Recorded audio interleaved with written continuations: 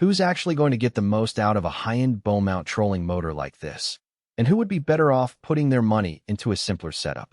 If you're wondering whether the price tag makes sense for an everyday weekend angler versus a serious lake hunt pro, you're not alone.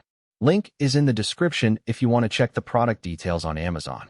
I spent the last couple of weeks on 3 different lakes, one a shallow base-friendly reservoir, another a deep, weed-choked system, and the third a crystal-clear trout water just to see how the Minn Kota Ulterra behaves when the stakes are real, not just a spec sheet.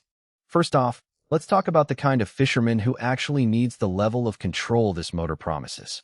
If you're the type who spends hours drifting over a specific drop-off or structure, trying to keep a precise speed while the fish move in and out of the sonar's sweet spot, the Ulterra's built-in mega-down imaging is a game-changer.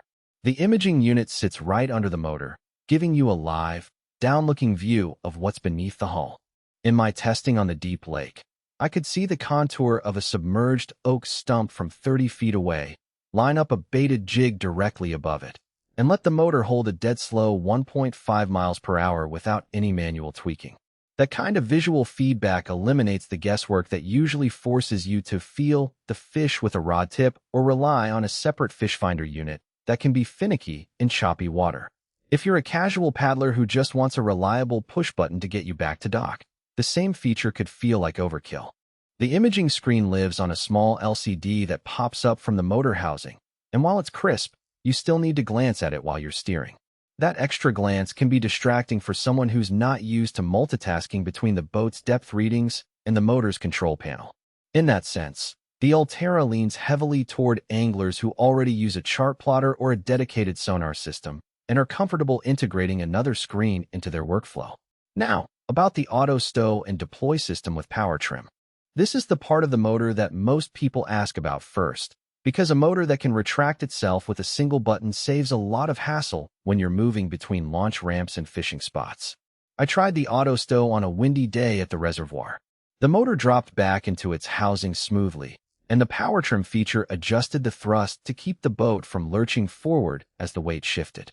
The real win here is the reduction in wear on the shaft, especially when you're constantly pulling the motor in and out over a day's worth of fishing.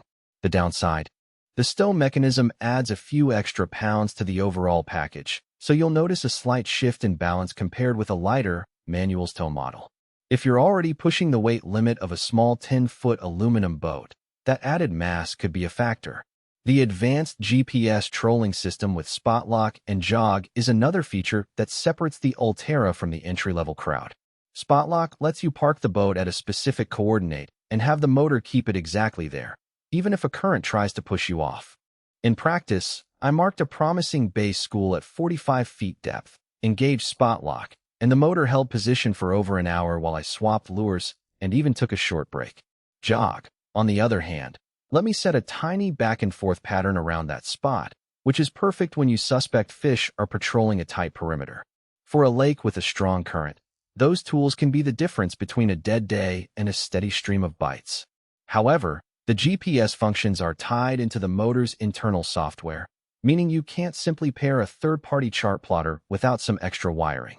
If you already own a Minn Kota chart plotter, you'll have a seamless integration. Otherwise, you might need an extra adapter, adding a bit of cost and complexity. Customization is another selling point. The Ulterra's controller can be programmed for different speed curves, thrust curves, and even a quiet mode that throttles power in a way that reduces noise, something I tested by trolling a trout lake at dawn.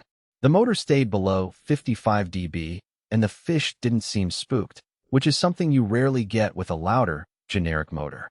On the flip side, the learning curve to set up those profiles isn't negligible.